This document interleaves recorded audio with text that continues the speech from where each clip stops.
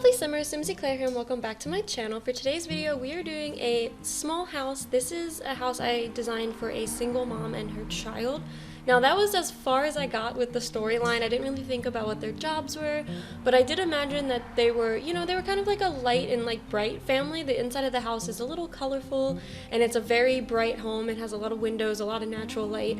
And yeah, I just kind of like went off of that with like the decorations for their bedrooms and stuff. The kid has like a desk, so I imagine maybe they really liked school, maybe they were like a really bright child, so that was kind of like the inspiration behind the house, but at least the interior. But the exterior, I did go off of a picture I found on Instagram. I get a lot of ads for like house plans and stuff on my Sims Instagram channel, so sometimes I like save them and then I go back and I like rework them in the Sims.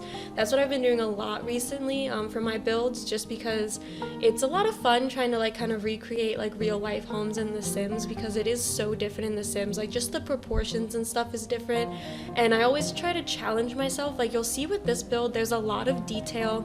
There's a lot of like pieces on the roof that I try to get to work, because the house was a little bit more like Victorian style, so there was a lot of decorative roof pieces and trim work and stuff like that. So I was kind of trying to just to maneuver some things around to make it work and make it look a little bit more detailed. Right now you can see I'm starting with that trim work. I really didn't like how like, I don't know, jutted out this trim was though, so I do end up changing it and going with some corbels and stuff instead, just to make it work a little bit better, make it look a little less stark. And then the windows, I'm using a lot of the Strangerville windows because I liked the arch, the more like triangular arch than the rounded arch of these windows. I thought it gave it more of that Victorian style look. And then I'm also mixing in some country cottage ones as well. Or cottage living, yeah, cottage living, just because I thought that they went together well. They have the same arch like inside of the windows, you can see them in the window panes, and it also allowed for more texture on the outside by having the window be more of like a bay window.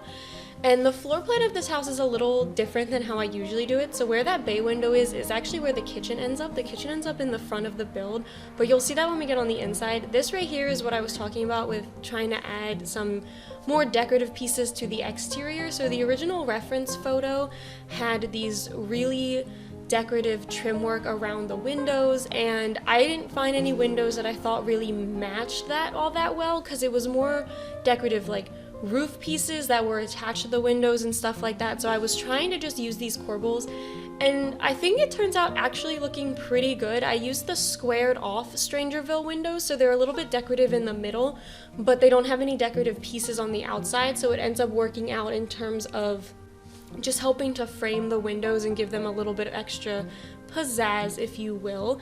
And I do this to almost all the windows. I don't do them on the bottom level. It was a little tricky getting these to work, so I do end up only doing them on the top level windows, and only the ones where I use these Strangerville square windows.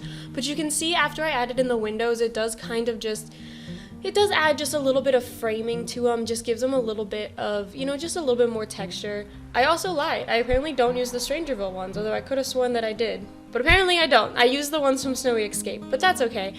I think that I probably chose those because the framing was a little thinner, so it matched the decorative pieces just a little bit better. And then over here on this roof, I am adding just a second roof piece, just trying to give it just some texture. So I add another roof piece but shrink it so it's smaller than the original roof piece, and then I changed it to white just so it gave it a little bit of a contrast to the rest of what was going on. And I do this to a couple of the different roofs as well. And then back here you can see that I am recreating what I did in the front with the corbels and everything, and I'm just going to be decorating the windows. I also added some window boxes. My initial plan was that maybe this sim was, a gardener. I always loved to garden in the Sims, so I always end up making my Sims gardeners, but unfortunately I did not have enough space in the backyard to add any gardening plots or anything, so maybe they community garden. Like maybe there's a garden that everyone goes to in the community and they help with that on the weekends or something when they don't have work. Or maybe they just run like a flower shop. That could be cool, and their like garden is on another lot. But right now I'm going through the debug menu because I wanted there to be trim work on the corners of this house, but none of the columns, which is how I usually do trim work, I usually just place columns in the corner. None of them seemed thin enough for what I wanted to do. So I'm taking these wall decoration like poles from the debug menu and I'm just lining them up with the house just to make it look like a nice thin like woodwork trim. Now I do cut that out of the video because it took me forever, and obviously my camera was moving around a lot and I didn't want to, you know, mess with it too much, so I did cut that out and just skipped right to the landscaping. Now I did want this beautiful white dogwood tree in the backyard hanging over the fence that I ended up putting back there. Like, that was the one vision I had for the back of this house, because I love that look. I love how it looks when like you have like an overhanging like cherry blossom tree or willow tree or something like that in the backyard. I always grew up surrounded by trees and forests and stuff like that on the East Coast. So it's just something that's like ingrained in me to want. And when I saw that tree, I was initially going to do a cherry blossom tree, but when I saw the white one, I thought it just worked so well with the white and blue exterior of this house, and I didn't really want to change it up all that much. And then here I'm just adding in like the fence work for the front and back of the house. I'm using the one from, I think it's Spa Day? I'm not 100% sure. It might be Get Together, but it has like little plants on the end of it, so I thought that that was really cute for like outdoor fencing. It just adds like a little bit more, like an extra greenery piece on the house, just to help everything kind of flow better with the landscaping. And I put that on the front and back porches, and then I used another fence. I don't remember exactly which one, but I do use another fence for the exterior of the house, just to fence in the backyard. I really wanted to fence in the backyard. I don't always do that, but I really wanted to on this lot because it is a smaller lot and it is surrounded by other residential lots in this neighborhood I'm building in Willow Creek. So I thought it'd make more sense if like their backyard was fenced in, and then they had like all their neighbors were fenced in and stuff like that as well. It just made more sense in terms of a neighborhood.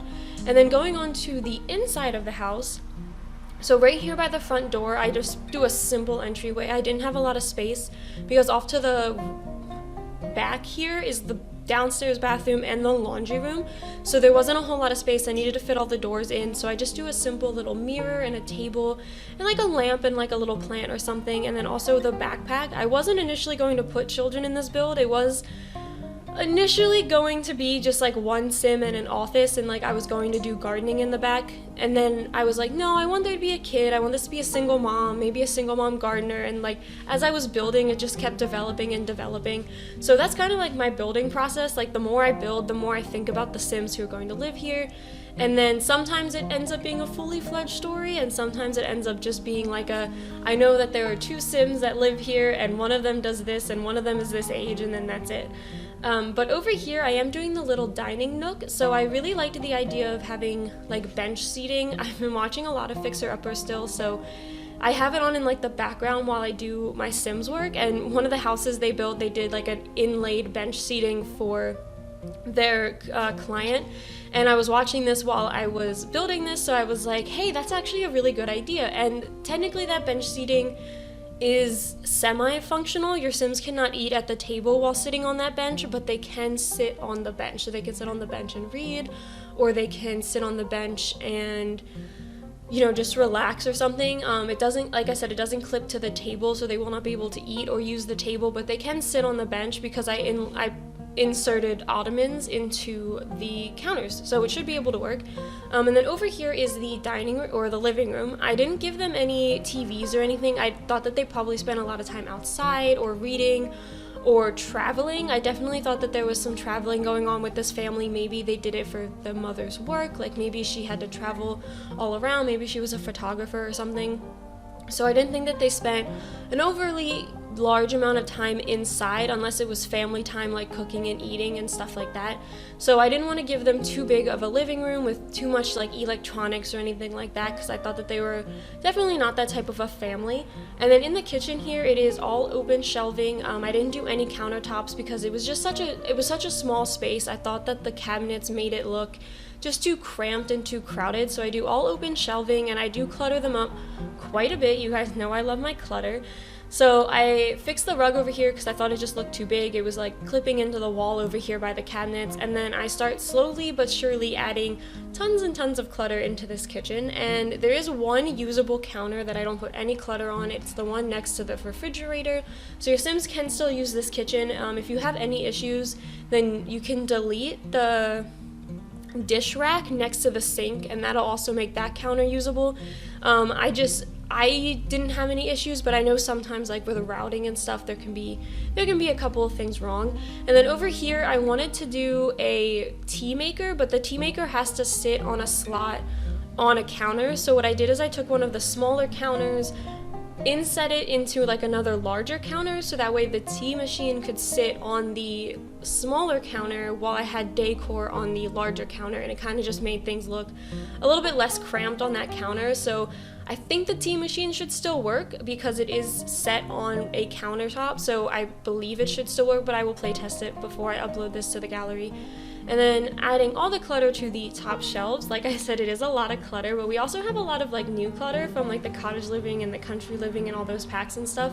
And I love being able to now like fully like decorate these shelves and these kitchens and everything, especially with like the snowy escape plates and stuff. I just think it makes everything look a little bit more homey.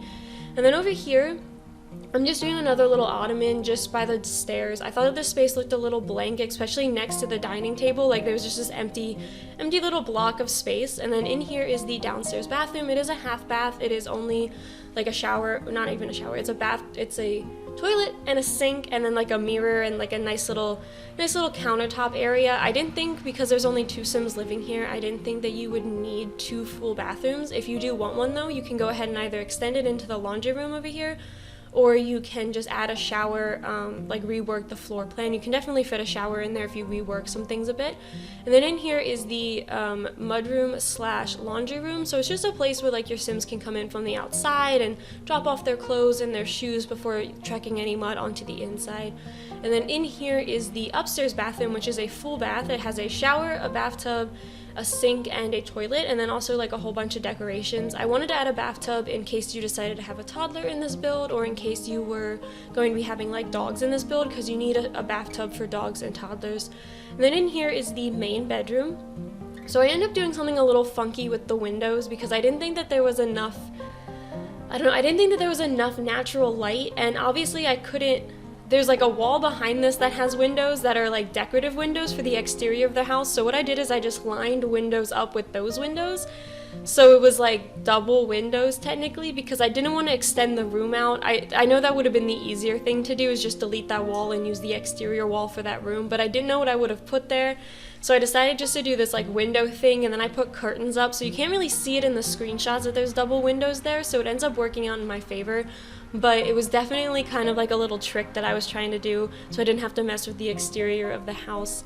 And then in here is the kids' bedroom. I end up just putting a couple chairs underneath the bed and then some pictures of like them and their friends. I figured maybe that was like where they sat and did, you know, they read or they sat with friends and talked for a little bit. And then over here is just like a cute little desk area. I do put some sports equipment and then also a couple of school projects and stuff around, just to make it look like they do use their desk quite a bit and they're like very interested in school. And then over here I just placed like a brief little picture, and then we are just decorating the outside with a grill, a nice little table, and then a swing set. But besides that, that is it for this build, so I hope you guys enjoyed this one. If you did, please be sure to leave a like and subscribe to my channel, and I will see you all next time. Bye!